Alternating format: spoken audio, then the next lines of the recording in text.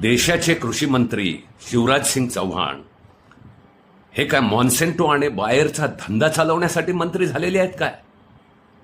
ज्या कापूस उत्पादक शेतकऱ्यांची बियाण्यामध्ये लूट केली जाते, कालबाह्य झालेलं बियाणं त्या शेतकऱ्यांच्या माथी मारलं जातंय, सरकार त्याच्यावरती हे बोंडअळीला प्रतिरोधक नाही असा शिक्का मारून देत आहे, जीईसी विद्यापीठानं विकसित केलेल्या वाणांना मंजुरी देत नाही. चाललंय काय हे?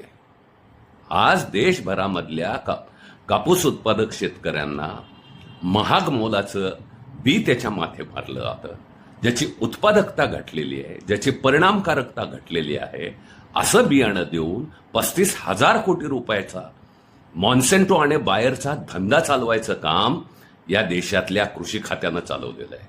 आणि कृषी मंत्री शिवराज सिंग चौहान हे त्याकरता जबाबदार आहेत. काय चाललेलं आहे? परभणी कृषी विद्यापीठ असेल, पंजाब कृषी विद्यापीठ असेल, या कृषी विद्यापीठांनी बीटी कापसाचे सरळ वाण विकसित केलेले आहेत, ज्याच्यावरती कोणतंही पेटंट नाही आणि जे शेतकऱ्यांना पुनर्वापन करता येऊ शकतं असं संशोधित केलेलं बियाणं हे दाबून टाकलं जात आहे, बाजारामध्ये येऊ दिलं जात नाही, त्याला मंजुरी दिली जात नाही. वाण मंजूर केलेलं असताना सुद्धा जीईसी नावाची संस्था जे जेनेटिक कंट्रोल बद्दल रेग्युलेटरचं काम करते, ही संस्था शेतकऱ्यांचा बळी घ्यायला त्या ठिकाणी बसलेली आहे आणि सरकार हातावर हात धरून बसत आहे. या ठिकाणी या देशातल्या कापूस उत्पादक शेतकरी जो सगळ्यात जास्त आत्महत्याग्रस्त आहे, ज्याचा लागवड खर्च रोज वाढत आहे, अशा शेतकऱ्यांना उच्च प्रतीचं बियाणं, अरे जे शेजारचे देश त्या ठिकाणी देत आहेत, ज्या देशांना मागासलेलं म्हणलेलं आहे अशा देशांनी दिलेलं आहे, आणि या नव्या सरळ वाणानं, बीटीच्या सरळ वाणानं शेतकऱ्यांचं कापूस उत्पादन आणखी वाढण्याची शक्यता या ठिकाणी प्रतिपादित केलेली आहे.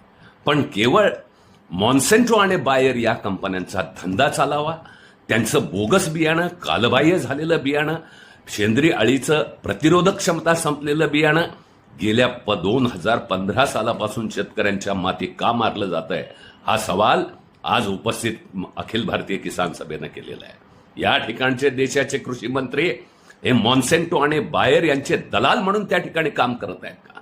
आज आमच्या देशातल्या सार्वजनिक क्षेत्रामधील संशोधन त्या ठिकाणी मोडीत काढलं जात आहे, विद्यापीठं मोडीत काढली जात आहे, संशोधनावरचा खर्च तोडला जातोय आणि मॉन्सेंटो आणि बायरला बियाण्याची बाजारपेठ मिळावी यासाठी खेळ केला जातो.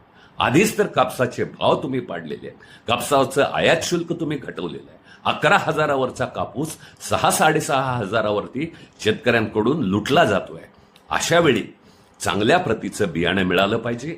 हमी भावाची खरीखुरी किंमत C2+50% प्रमाणे 11,075 रुपये भाव कापसाला मिळाला पाहिजे आणि हे बियाण्याचा पुनर्वापर करता येऊ शकेल अशा प्रकारचा सरळ बीटी वाण, ज्याच्यावरती कोणतंही पेटंट नाही आणि ज्याची उत्पादन क्षमता ही जवळपास 1.25 ते 1.5 पटीनं वाढलेली आहे, ते बियाणं या देशातील शेतकऱ्यांना तात्काळ उपलब्ध करून देण्याकरता पावलं उचलली गेली पाहिजेत. नाहीतर या कृषी मंत्र्यांना जागोजागी शेतकरी जाब विचारल्याशिवाय राहणार नाहीत. हाच इशारा अखिल भारतीय किसान सभा देत आहे.